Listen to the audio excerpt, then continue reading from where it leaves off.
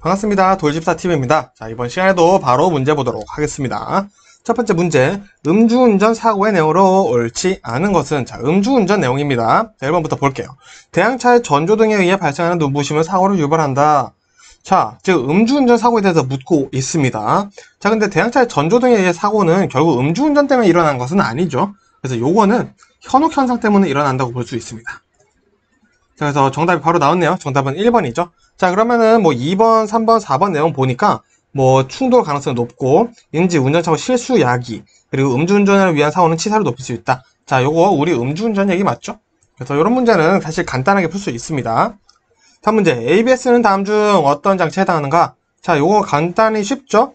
우리 요거는 이제 제동장치라고 볼 수 있겠습니다. 자, 우리가 보통 브레이크를 밟으면 핸들이 돌아가지 않아요. 자, 근데 이 ABS는 브레이크를 밟은 상태로 이제 스티어링 휠, 핸들을 돌릴 수 있다. 라는 그 내용 되겠죠? 자, 다음 문제. 어린이 교통사고의 특징으로 옳지 않은 것은, 자, 이런 거 받으시면 좋습니다. 1번부터 볼게요. 나이가 어릴수록 교통사고 확률이 높다. 자, 어떨까요? 그렇겠죠? 자, 2번. 보행 중 차에 부딪혀 사망할 사고가 가장 많다. 자, 그렇겠죠?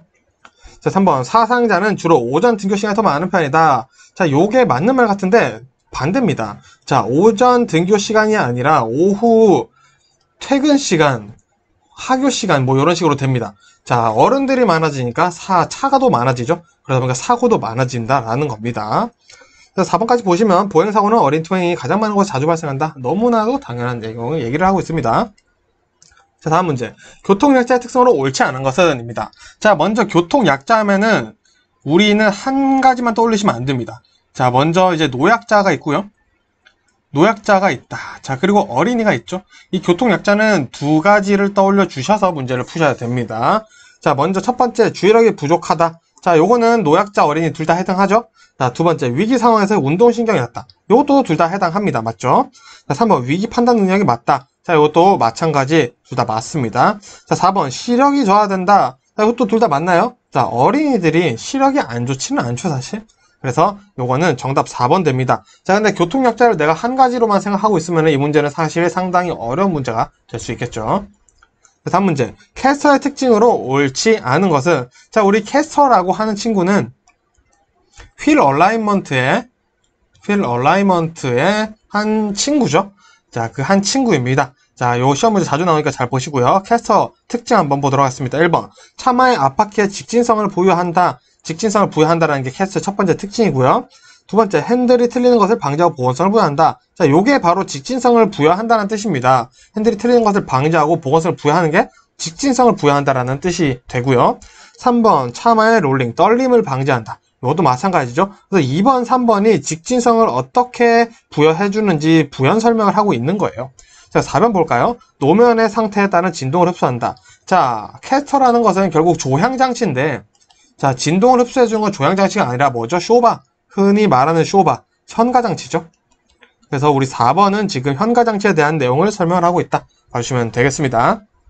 자, 다음 문제. 토인에 대한 설명으로 옳지 않은 것은? 자, 이 토인도 마찬가지 우리 휠 얼라이먼트의 한 친구예요. 자, 토인은 좋은 거다. 토아웃은 나쁜 거다. 라고 일단은 알아두시고 보겠습니다.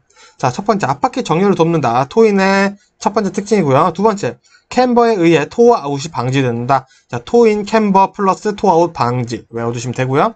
3번, 핸들의 조작력을 용이하게 돕는다. 자, 이것도 지금 좋은 얘기가 돼요. 방지된다. 돕는다. 좋은 얘기죠. 자, 근데 4번 볼게요. 주행 시 앞바퀴 타이어가 안쪽으로 몰리는 것을 방지한다. 자, 우리 토인이라는 것은 말이죠. 우리 자동차 앞바퀴가 여기가 더 좁은 겁니다. 뒷부분이. A부분이라고 치면 B부분이, A부분이 B부분보다 더 좁은 걸 토인이라고 해요.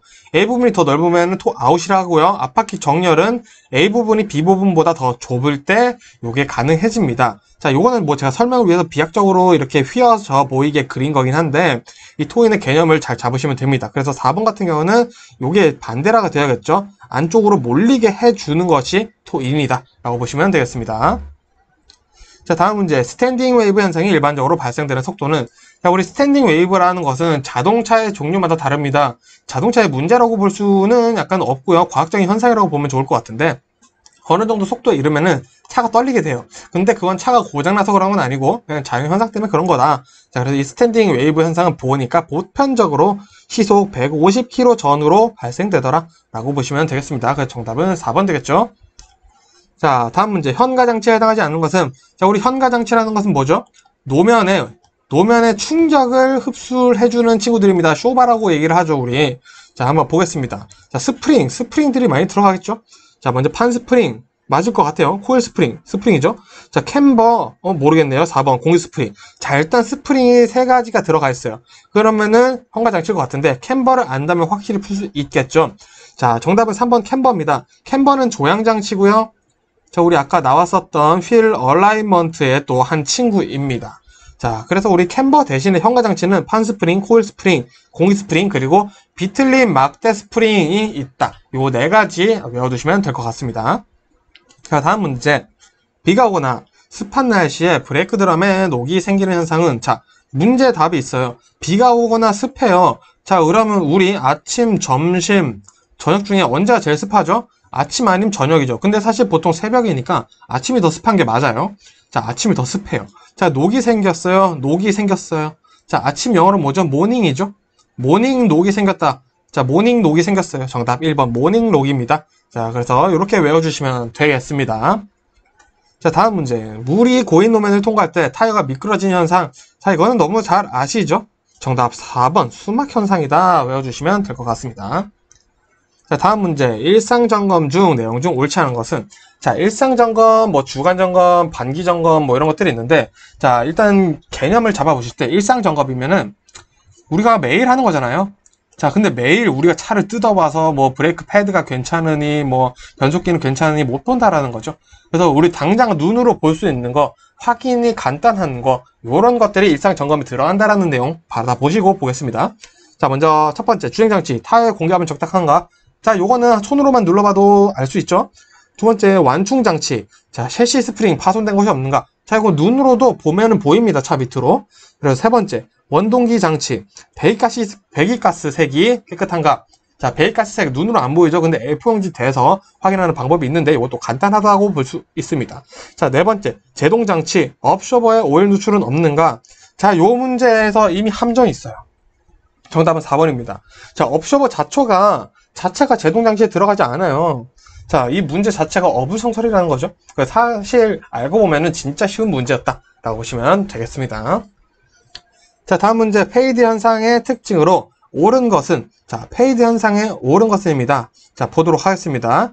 자, 1번.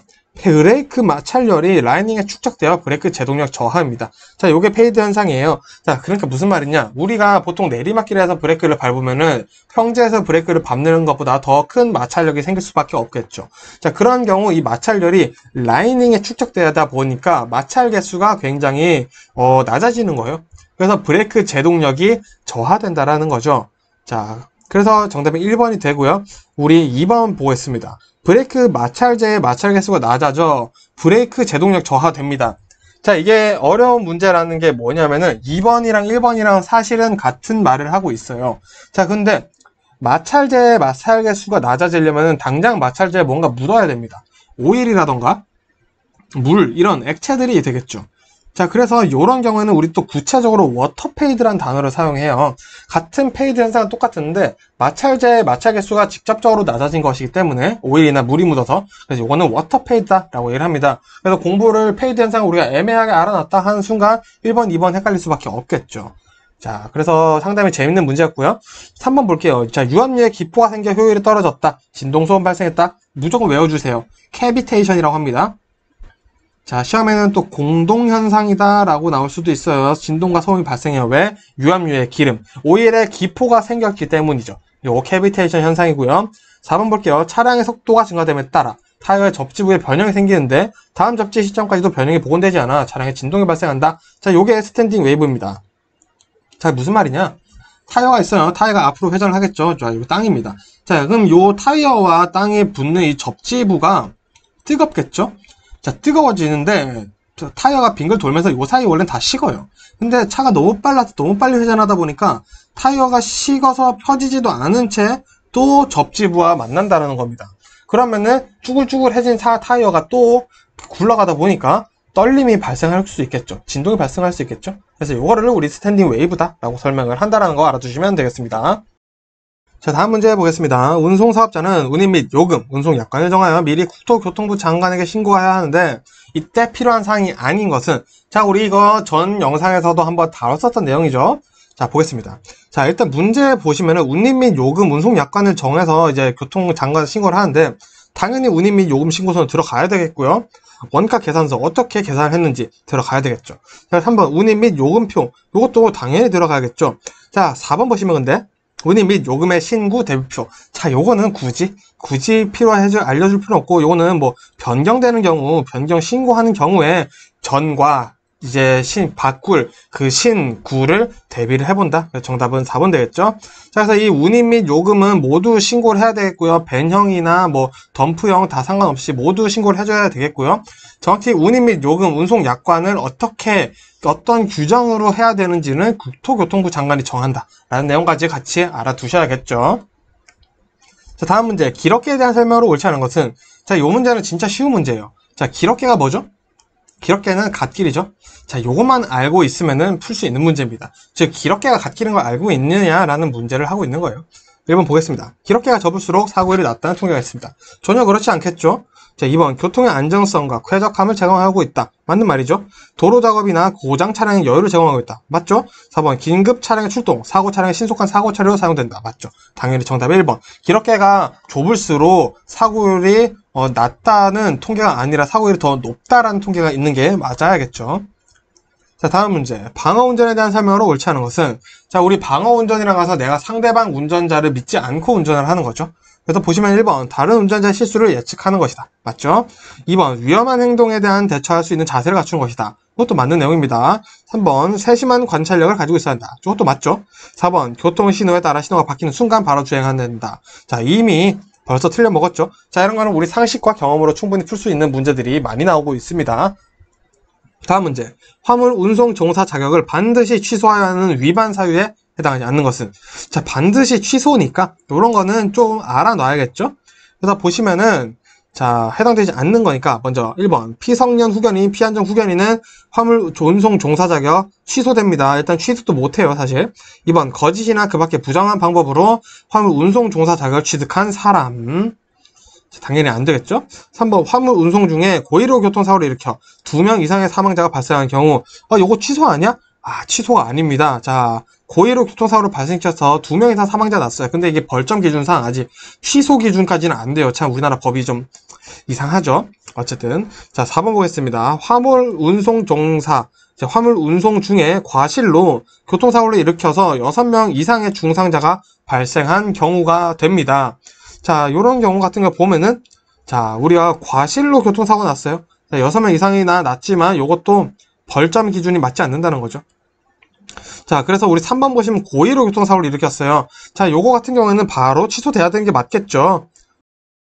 제가 설명하면서도 좀 약간 지금 잘못 생각을 했는데, 자, 고의로 교통사고를 일으켰어요. 자, 2명 이상 사망자 나왔어요. 요 바로 취소하는 거 맞죠? 우리나라 법 잘 되고 있습니다. 자, 설명을 잘못 드렸던 거고요.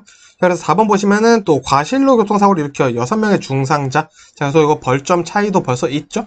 그래서 4번 같은 경우에는 우리가 취소는 아니고 자격정지 60일에 해당한다 라고 보시면 되겠습니다. 자, 3번 다시 설명드릴게요. 화물 운송 중에 고의로 교통사고를 일으켜 2명 이상의 사망자가 발생한 경우 반드시 취소되는 사유가 맞다 라고 보시면 되겠습니다. 살인마 맞죠? 자, 다음 문제. 엔진의 온도가 과열된 경우로 내용으로 옳지 않은 것은, 자, 엔진 온도가 과열됐어요. 자, 한번 생각을 해볼게요.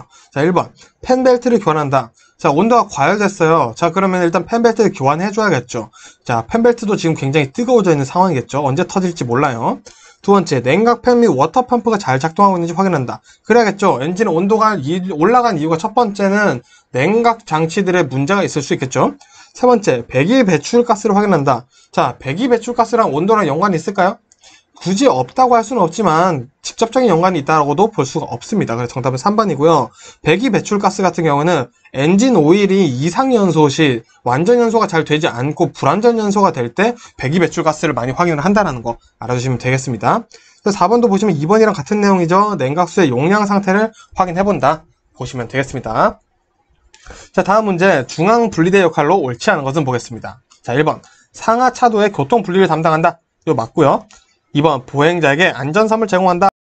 이것도 맞는 내용입니다. 3번 광폭 분리대는 도로 작업, 차량 정지 공간을 제공하고 있다. 자, 쉽게 봐서 우리 도로 작업하고 차량 정지 잠시 되어 있는 곳이 우리 광폭 분리대다라고 보시면 되겠고요. 4번 도로교통 통계에 따르면 사고를 예방한다 되어 있습니다. 자, 이것도 보니까 다 맞는 내용 같은데? 정답은 4번이죠? 여기 왜 틀렸냐? 중앙 분리대라는 것 자체는 사고를 예방해주는 것이 목적이 아니라 사고의 형태를 바꿔주는 거예요.